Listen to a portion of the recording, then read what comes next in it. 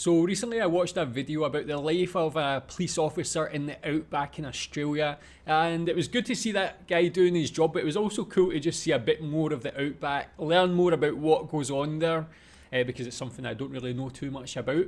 And after I watched it, I seen this video recommended. It's called Outback Australian Roadhouse, Food and Respite for Weary Travellers. So I kind of know what a roadhouse is. I think it's some sort of like restaurant, bar type thing in a remote place. So I'm interested to see that itself, but also just to see more about the Australian Outback.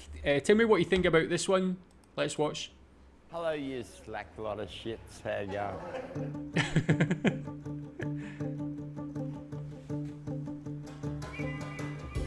Outback Roadhouses. Tell me if you've ever been to an Outback Roadhouse. It can be a desolate and even dangerous landscape. Help is often far away and hard to reach. It's where roadside inns in the Northern Territory play a very different role to your average fuel stop. That's true. They must be very important because I guess they're probably not so common, and because of the lack of other restaurants, eateries, bars and drinking places around that sort of place, so they must actually have quite a lot of importance, as well as being, I guess, very interesting places. Aileron. As it often goes, the surrounds also tend to attract some larger-than-life characters, unique in a myriad That's a cool of statue, man. personality traits and skill set. Laughter is the best medicine. Some people haven't got it in them, but that's all right. Greg Dick, better known as Dickie, has been here for 40 years.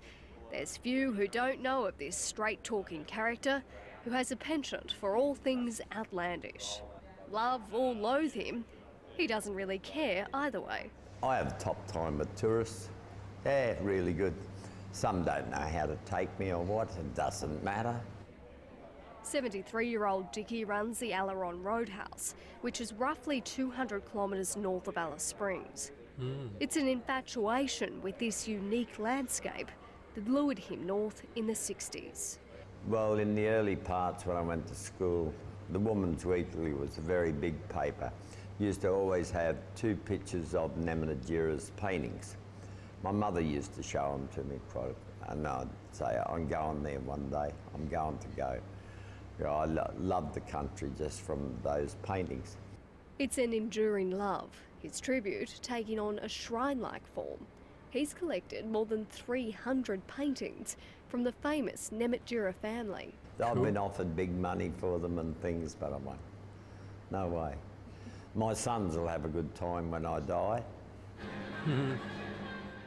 He says the job isn't for everyone and requires some unusual assets. So you're doing a bit of marriage counselling? Yeah. Everything? I've been a parson for funerals. At the last minute, they've said to me, "We got no." I said, "Where's the preacher?" "We haven't got one." "You'll have to do that, old man." So I've done that for them several times. Whoa, nice. You do everything. It is funny. And delivered babies? Yeah, delivered a baby in the kitchen in the early parts. And tried to give one fella mouth to mouth to keep him alive, blood all over my face and everything. But he died right there by that other table on the floor, early morning. The things you come across at night. It's been unreal. I mean, that guy's life, I would read a book about his life. Like, you see that he's delivered a baby. He said that so casually as well. Like, yeah, just delivered a baby.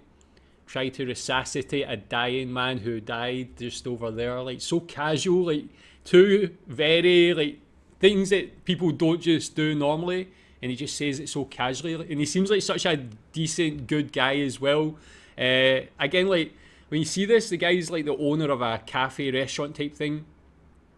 You see the importance of like every individual in the Outback because of the lack of people. People do all these different things. They really have like such importance to their community compared to like being in the big cities and things. Quite cool. Part of the struggle is working out ways to get people in the doors. Some years ago, Dickie took the view public art was just the ticket. You know, we're talking about big statues and Mark wanted to make a name for himself, and I said, "Oh, we put a big crucifix up there or something, you know, a big cross, that'd be easy." And we got talking about it and he says, "Oh, what about a big Aboriginal warrior?" It was all built. That's It's all awesome. hand done. The whole lot. It's like really A few striking, so kilometres cool. up the road at Dunmara, a major military convoy has been passing through. Hundreds of tankers and trucks have been stopping. They've The been road so train. busy, the fuel has even run out. Very busy. Run out of diesel even, that's how busy we've been. Yeah. Are you going to get restocked? Yeah, tonight we'll be turning up sometime between 8 and 9 o'clock tonight and get a big drop and hope back in trade again tomorrow. This place attracts all kinds. Weary truck drivers, wide-eyed travellers, and of course the station workers. These ringers are making their way north for a station get-together and break. We've already done nearly 600 k's today. Left Brighton early this morning, and still another probably 500 k's to go. Go up here for 3 nights, and then turn around and drive back home and get straight back into work again. And it's really iconic, good feed here too. There's a lot of roadhouses here in the Northern Territory that really look after their people and all that sort of stuff. Like you come in here and they're always welcoming and they always make you feel like you're at home pretty well. Truckies too rate this roadhouse as one of the best in Australia. How many pies do you make a day, mate? Approximately 100, 150. Look at the filling on that as well, that looks so good. So if you get here like 10 o'clock, he'll cook your feed, so there's not many places will do that. And there's no telephones here. Why do you like that? Oh, yeah. You've got your boss ringing up to see where you are. One aspect that largely goes unnoticed is the role these roadhouses play as first responders. When things go wrong, as they so often do on these vast highways and roads, it's the publican and staff that provide that critical first assistance. And with it comes a share of trauma. It's a burden this publican is also familiar with. Well, with 292 from Catherine, people breaking down, you try to do things. I've been to 2 fatality car accidents and numerous road accidents. Top Springs is at the crossroads of the Territory's main stock routes. Running the show is this little lady, Pauline Hasseldine, who emulates a Dolly Parton vibe but can hold her own amongst even the toughest of ringers. Yeah, well, it gets a bit fiery sometimes. I get a bit cranky with them, and they know the rules. Got rules set down and they break them. And it's the same with the young ringers. It's not just about Indigenous, it's whoever. Come and enjoy yourself, but don't mess up. She's the Seems unofficial fair. mayor of the Victoria River District region. Taking the job 10 years ago, she now acts as a psychologist, judge and mediator. See these things, that's what I'm saying, man. Like, again, with that other guy, with her, like a judge, mediator, all this sort of thing, having to go and respond, be a first responder. Like, I feel like, from what I've learned, it might not be everybody, but a lot of the people who live in the outback, you really have to have like a strong personality. You have to be very resilient, not just for like the weather and the lack of amenities, but just like the things you have to do on a day-to-day basis. Quite amazing, honestly. Not just of the pub, but also in the nearby Indigenous community of Kalkarinji. She says the key to solving most problems is often simply offering up a listening ear. Station managers have been really down and really depressed, and the best part about it is you get them to talk, you listen. It's about helping people. You can't do any more than that. The common theme out here seems to be lifelong service and not shying away from the hard work that comes with running a roadside inn. But like other roadside managers, what keeps them here is pretty simple. I don't know, I'm getting a bit damn old. I think I'm 71. I don't know if it's time to retire or they should kick me out and get someone new and fresh in.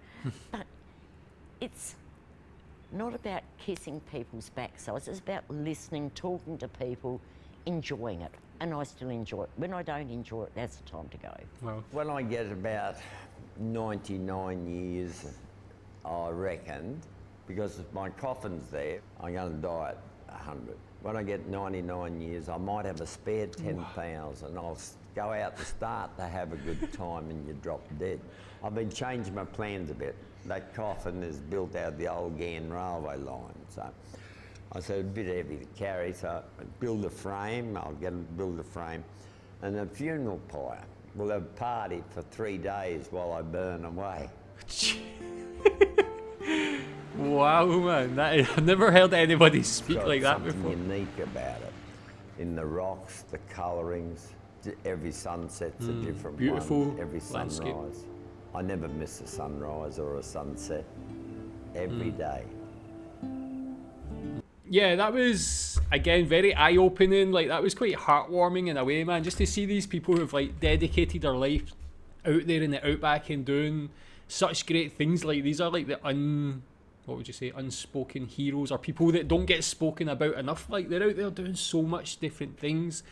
That's their life. Their work is their life, basically, and they do this. They're trying to save people's lives, be the psychologist to people, and help people get through hard times in their life. Like, really great people. That guy at the end, the guy Dickie, like, what a interest. I mean, the women as well, interesting characters, but him, I mean, having his coffin there is like, it's like that sort of dark humour. Like, I appreciate that, man. We British have that sort of, they say, you can kind of say gallows humour in a way, but this, like, literally he's got his coffin there. But cool. It's, again, great to get a more of an insight into the outback. Tell me if you've been to any of these roadhouses. How was it? Have you ever known anybody to own something like that, or own any other business in the outback? How was it? How difficult was it? Tell me more in the comments. Thanks.